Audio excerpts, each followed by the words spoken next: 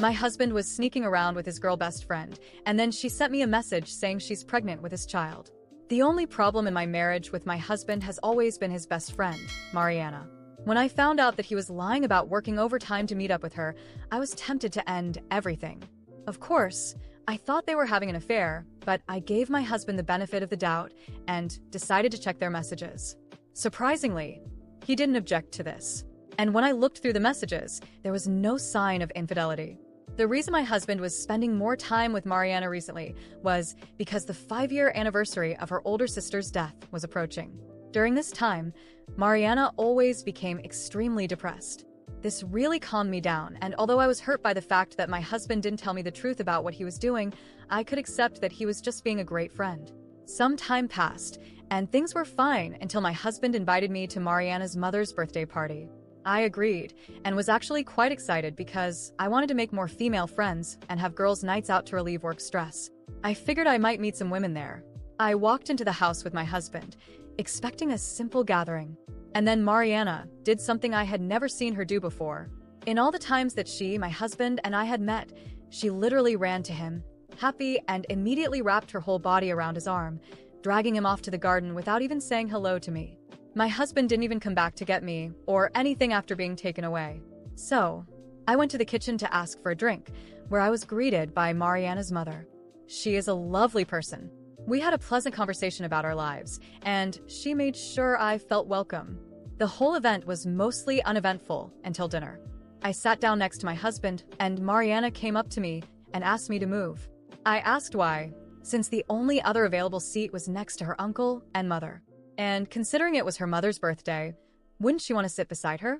Mariana simply replied, because I want to sit next to him.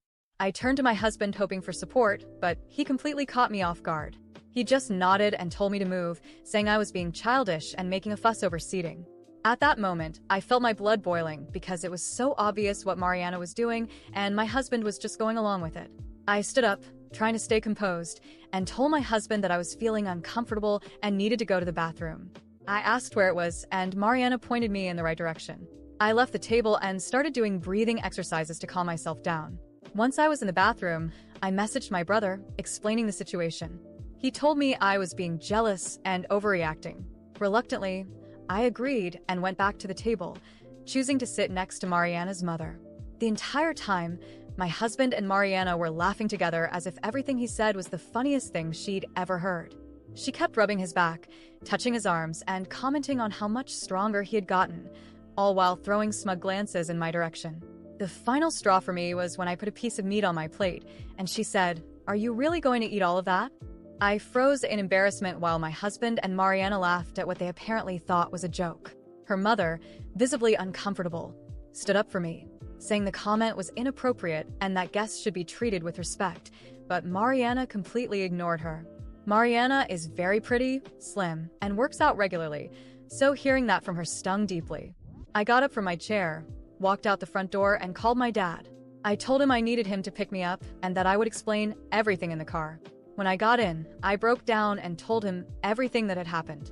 He told me I might be overreacting, but the situation did sound odd, and I was welcome to stay at his place for the time being. I thanked him and went back to our house. While I was trying to settle down, my phone was flooded with messages from my husband and Mariana. Reading them only made things worse. My husband accused me of ruining the dinner and said he was staying at her house for the night. Mariana's messages claimed that I had spoiled her evening with my victim behavior.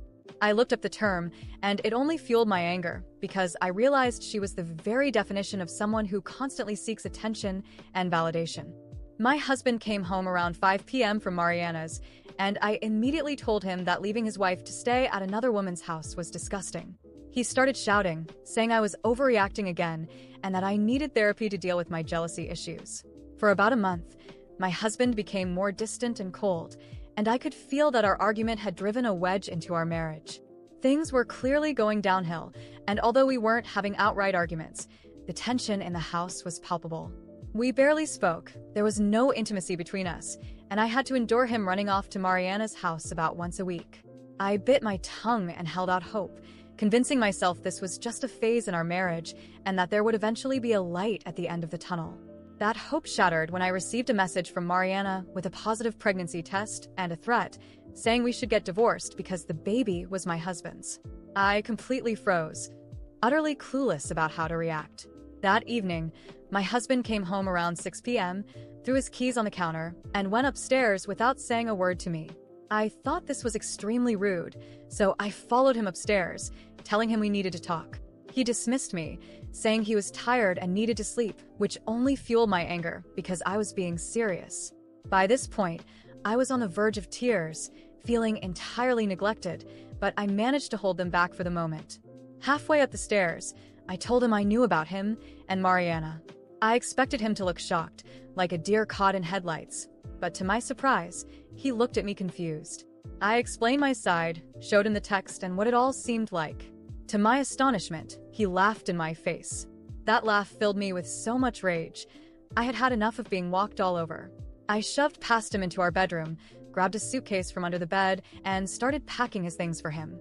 He began shouting horrible things at me, but I barely heard any of it because I was crying uncontrollably, shoving every piece of his clothing into the suitcase as fast as I could. When I finished shoving the last pieces of his clothes into the suitcase, my heart was on fire, not with love, but with pure indignation.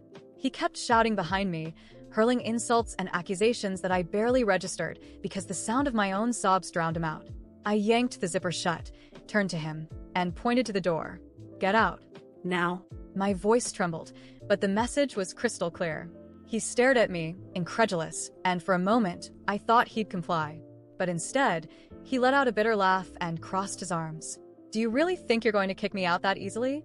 This house is as much mine as it is yours. You can't just get rid of me," he said with an arrogance that only fueled my anger further. I took a deep breath, trying to hold onto what little composure I had left. I didn't want to fight anymore. I didn't want to hear any more excuses. I just wanted him gone. I don't want to argue. You know what you did. You know how much you've hurt me, and all I want now is for you to leave. Go to Mariana's. She seems more than happy to take you in, I said, trying to keep my tone firm, even though my insides were shaking. He looked at me with that smug grin of his that made me want to throw the suitcase at his face. "Mariana? You think this is her fault? Maybe if you weren't so insecure and paranoid, things would have been fine between us," he said, and his words cut deeper than I expected. It felt like he'd slapped me with an invisible hand. Not only was he minimizing everything he'd done, but he was also blaming me for his selfish, disgusting choices. The rage surged again, like an unstoppable wave. "Insecure? Paranoid? You lie. You spend nights at another woman's house, and I get a message from her saying she's pregnant with your child, and I'm the paranoid one?" My voice rose, raw with emotion.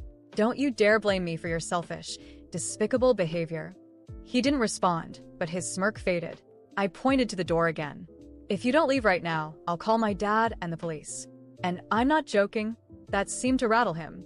He grabbed the suitcase with a sharp movement, but before he stepped out, he stopped at the door and said something I'll never forget. "You're going to regret this. Kicking me out." "I won't forget it." The threat lingered in the air as he slammed the door behind him. I collapsed to the floor, crying, a mix of relief and despair flooding me. As much as I wanted to believe it was over, I knew it wouldn't be that simple. The days that followed were a whirlwind of emotions and uncertainty. My dad insisted that I stay with him for a while, but I decided to stay in my house. It was my space, my life, and I wasn't going to let him take that from me. Still, I couldn't sleep at night.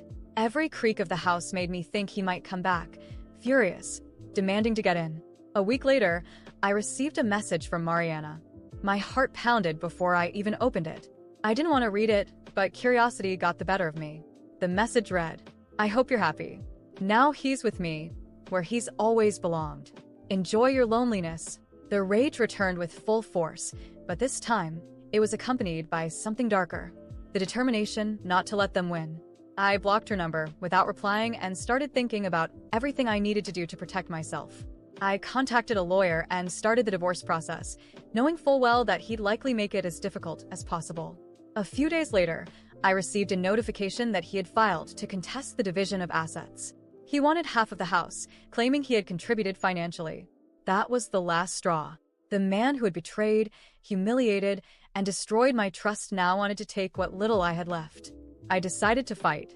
I hired the best lawyer I could afford and began gathering every piece of evidence I had against him. Messages, photos, witnesses. Everything. I knew it wouldn't be easy, but I was determined to get through this with my dignity intact, even if it meant exposing all his dirt in court.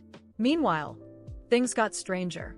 Mutual friends started messaging me, saying he was spreading rumors about me, trying to paint me as the villain. He claimed I was controlling, that I wouldn't let him be happy, that the divorce was all my fault.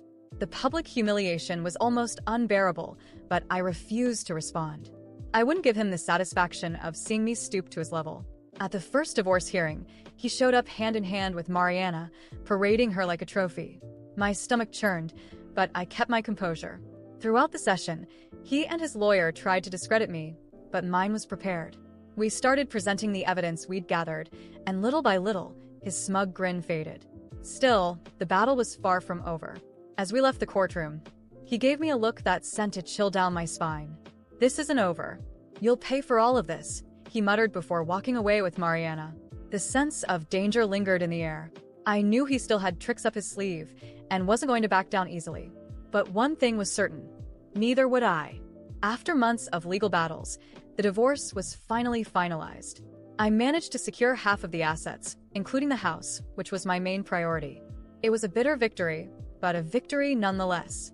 My ex-husband and Mariana didn't make it easy, dragging out the process and trying to humiliate me at every turn. When I signed the final papers, I swore that chapter of my life was closed. I wanted to move on and never look back. During the divorce, Mariana continued flaunting her pregnancy as if it were a trophy, showing up to hearings with her growing belly. My ex seemed proud, as if he was embarking on a new phase of his life. Every time he looked at me, it was as if he wanted to provoke me, but I kept my head high. It was hard, but knowing I was free from that toxic relationship helped me move forward. A few months later, I heard through mutual friends that Mariana had given birth to a baby boy. My ex was ecstatic, posting pictures on social media as if his life was perfect. I'll admit, seeing it still stung. Not because I wanted him back, but because the public humiliation I'd endured was still a fresh wound. Still, I did my best to ignore it. That was no longer my life. What I didn't expect was that, over time, their perfect life would start to crumble. One day, while leaving a local grocery store, I ran into an old friend who still kept in touch with people from our old social circle. She looked hesitant but finally said, "Did you hear what happened between your ex and Mariana?" I shook my head, curious but cautious. I didn't want details, but something in her tone piqued my interest. "They're fighting a lot. Apparently, he found messages between her and another guy, pretty explicit stuff," she said in a hushed voice, as if afraid someone might overhear. "And there are rumors that the baby might not even be his." My mind raced. Messages, infidelity, the possibility that the baby wasn't his. It all seemed so surreal, I didn't know what to think.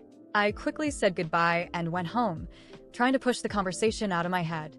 After all, their chaos was no longer my problem. Or so I thought. A few weeks later, I got an unexpected message from my ex. He wanted to meet to talk. My first instinct was to ignore it, but something told me there was more to it. I agreed to meet him at a public cafe, where he showed up visibly shaken. His eyes were sunken, and he looked like he'd aged years since I last saw him. "Mariana cheated on me," he started bluntly, staring down at his coffee. "I found messages between her and another guy while she was pregnant." I stayed silent, letting him continue. He seemed like he needed to get it off his chest. I confronted her, asked if the baby was mine, and you know what she said? He let out a bitter, almost desperate laugh. She said no. That the baby belongs to the other guy. I was stunned. Even though I'd cut all emotional ties with him, I never thought Mariana would do something like this. They had destroyed my marriage to be together, and now she was stabbing him in the back. "So, what are you going to do?" I asked, keeping my tone neutral. He shook his head, exhaling deeply. "I don't know. I did a paternity test and she was right. The baby isn't mine. But now she's filed a lawsuit. She's asking for socio-emotional child support." My eyes widened in shock. What? "She wants child support from you, for a baby that isn't even yours." Exactly.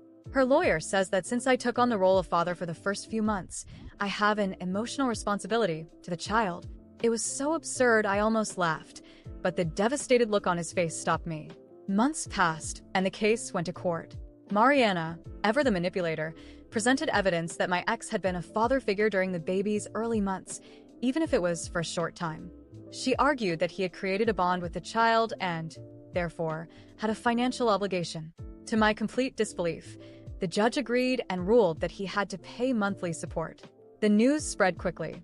My ex was devastated, and Mariana carried on with her life as if nothing had happened, seemingly without remorse. Even though I had no connection to him anymore, I couldn't help but feel a mix of shock and a small amount of ironic satisfaction. He had destroyed our marriage to be with her, and now he was trapped in an even more humiliating and unjust situation. Deep down, I knew this wasn't the end of the story. Mariana wasn't the kind of person to pass up an opportunity to manipulate, and my ex, despite everything, still seemed vulnerable to her schemes. As for me, I just wanted to stay as far away from their chaos as possible. But a part of me couldn't help but watch from a distance, waiting to see how it would all unfold. After all, what would Mariana do next? And more importantly, what would he do when he finally realized that his choices had led him down a path of no return? Honestly, that wasn't my problem anymore. He and Mariana had made their choices, destroyed my marriage, and humiliated me publicly to live their so-called perfect life, which was now falling apart. He was paying the price for the decisions he made, and frankly, I couldn't feel sorry for him. Every step he took seemed to drag him further into the hole he had dug for himself. As he finished venting about the court's decision and his anger with Mariana, I just looked at him unmoved. The tears in his eyes, the defeated tone of his voice, none of it stirred anything in me. It felt like watching a soap opera with an ending I already knew. When he finally paused, expecting some kind of sympathy or response from me, I took a deep breath and decided to be honest. You know, I could pretend to feel bad for you, but the truth is you're getting exactly what you deserve. He looked up at me, shocked, as if he couldn't believe what he had just heard. When you decided to cheat on me, lie to me, and leave me for Mariana, you knew exactly what you were doing. You destroyed our marriage for someone who clearly never had any morals, and now you're surprised she's done the same to you? Sorry, but I don't feel bad for you. He tried to interrupt, but I raised my hand to stop him. And before you say I'm being cold or vindictive, let me make something very clear. I've moved on. The mess you're in now doesn't affect me anymore, and frankly, if I have anything to say about it, it never will. I stood up, adjusted my bag on my shoulder, and gave him one last look. You got what you deserved. And you know what? I hope this is a lesson for you. Not for my sake, but for yours, because if you keep going like this won't be the last time your life turns into a disaster. I walked out of the cafe without looking back. Every step I took made me feel lighter, as if I was finally shedding the last remnants of the weight of that relationship. The past was where it belonged. In the past. At that moment, I decided that from now on, my life would be mine alone. There would be no room for chaos or for the consequences of other people's bad decisions. I was finally ready to write my own ending, far away from betrayal, manipulation, and regret. As for him and Mariana, well, they could keep living in the mess they created. It wasn't my problem anymore.